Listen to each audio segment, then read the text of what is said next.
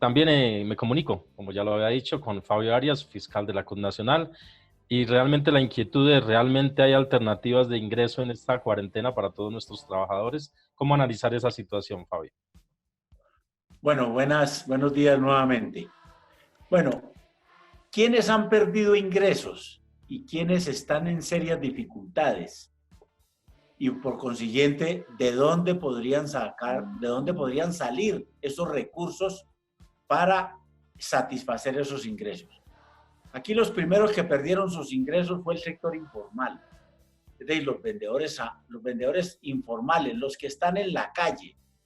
Colombia es una economía de trabajadores informales, es decir, de trabajadores por cuenta propia, sin seguridad social.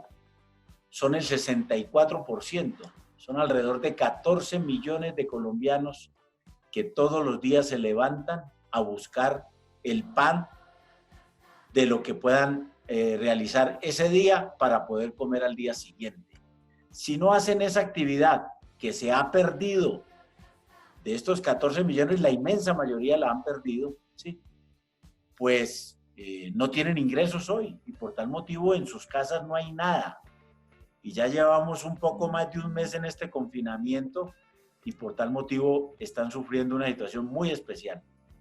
Los trapos rojos que aparecen en las viviendas de muchos colombianos que eran informales y que trabajaban de esa manera para poder sobrevivir, hoy le están reclamando a los gobiernos nacionales y territoriales que por favor los atiendan porque no pueden salir porque se contagian.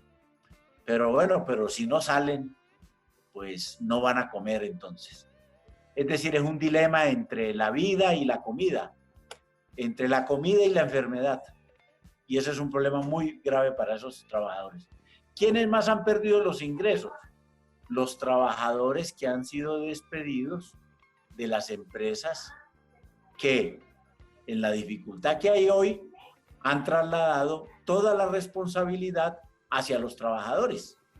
Avianca hizo 14,000 licencias no remuneradas, es decir, mandó a 14,000 trabajadores a vivir, ahí sí como se dice, de los buenos consejos.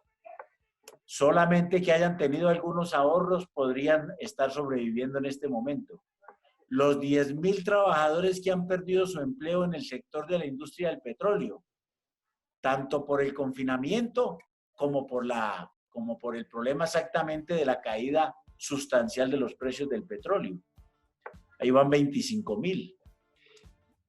Y otra cantidad de trabajadores que por múltiples circunstancias pues no logramos mencionar, pero que según Fedesarrollo, la tasa de desempleo en Colombia por este problema del coronavirus en 3 meses se prevé que puede prácticamente duplicarse. Es decir, podemos estar pasando de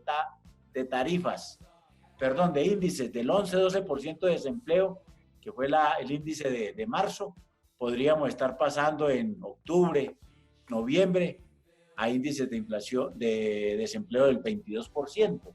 Es decir, ya no 3 millones de colombianos, sino 6 millones de colombianos desempleados. Estos 6 millones de colombianos, pues están perdiendo el empleo, no es que ya lo hayan perdido. Por lo menos 1,5 millones de ellos sí ya lo han perdido, según las estadísticas de desarrollo.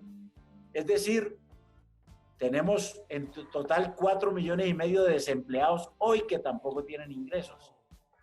Y los otros que tienen muchas dificultades es las MIPYMES, es decir, la pequeña, mediana y microempresa, que obviamente están también confinados. Y algunos ya despidieron a sus trabajadores y otros están en la vía de despedirlos.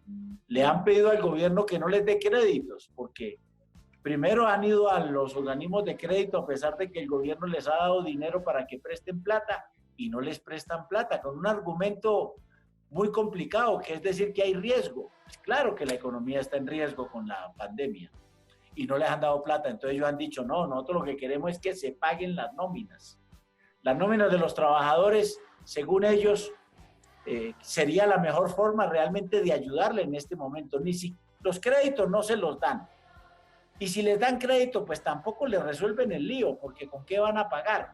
De tal manera que realmente lo que ellos requieren, y desde la Central Unitaria de Trabajadores hemos respaldado esa solicitud de las MIPYMES, y es que les paguen por lo menos 3 meses de la nómina de ellos. Esa nómina vale aproximadamente el equivalente a 8 billones de pesos mensuales, de cerca de 7 millones de trabajadores, más los 14 millones de informales, que podría costar otros 10 billones de pesos, más los desempleados, póngale usted que valgan unos 5 billones también.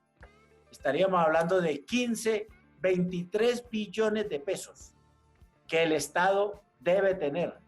Aquí Jessy ya mencionó que los países más industrializados están, los gobiernos están gastando entre el 10 y el 22% del Producto Interno Bruto. Colombia, si hiciéramos una comparación similar, debería gastar 100 billones de pesos. Y entonces aquí estamos hablando solamente de 23 billones de pesos, es decir, escasamente el 2,3% mensual. Si lo multiplicamos por 3 meses sería aproximadamente el 8%, ¿sí? Eso sería lo que estaríamos diciendo nosotros, que Colombia se gastara el 8% en los trabajadores que hoy no tienen ingresos. Y si hay plata, ¿de dónde? Por supuesto que existe. Ahí está. La deuda externa hoy, lo que gasta Colombia en el presupuesto nacional son 60 billones. Que pidiera de entrada exactamente una moratoria de 2 años, ya con eso tendría suficientes recursos para atender a los que hoy no tienen ingresos. Y que si esos ingresos no llegan oportunamente, con el alargamiento de la cuarentena hasta el 11 de mayo, van a haber muchas, pero muchas protestas sociales. Y la gente va a terminar saliendo a la calle, si no llegan esos auxilios oportunamente, a buscar esos recursos. Es decir, vamos a perder la pandemia porque el gobierno, que ha querido levantarla, por supuesto, por la presión de los empresarios, y que gracias especialmente a los gobiernos territoriales se ha mantenido, pero va a terminar la gente saliendo a buscar su sustento. Entonces el llamado es a que el gobierno atienda esto. ¿Quién puede hacerlo? El gobierno central. Es el que tiene los recursos, es el que tiene el músculo financiero. Los gobiernos territoriales que tenían algo se lo quitaron. El gobierno nacional les quitó 15 billones de pesos de los fondos de regalías y de los fondos de pensiones para entregárselos el gobierno nacional al sector financiero. Esa es la situación. Sabemos de qué magnitud es el problema. Sabemos que en otros países se ha podido hacer, pero en Colombia no se ha podido hacer porque el gobierno no está pensando en la población, sino única y exclusivamente en el capital financiero. Y estos son los reclamos y las exigencias que hacemos los trabajadores de la Central Unitaria de Trabajadores. Un gobierno que verdaderamente atienda a su población, porque esto se va a calentar mucho más y podemos estar asistiendo a un estallido social por la negligencia y por la actitud de no atender a la población. Más lo que hay que gastar en salud, por supuesto, que ya lo mencionó Yacid, pero hay recursos y habría de dónde. Listo, Fabio, muchas gracias. Esa es la alternativa, que el gobierno se meta la mano al bolsillo y obviamente apoye, financie, respalde a los trabajadores y al sector salud también. Muy amable, Fabio.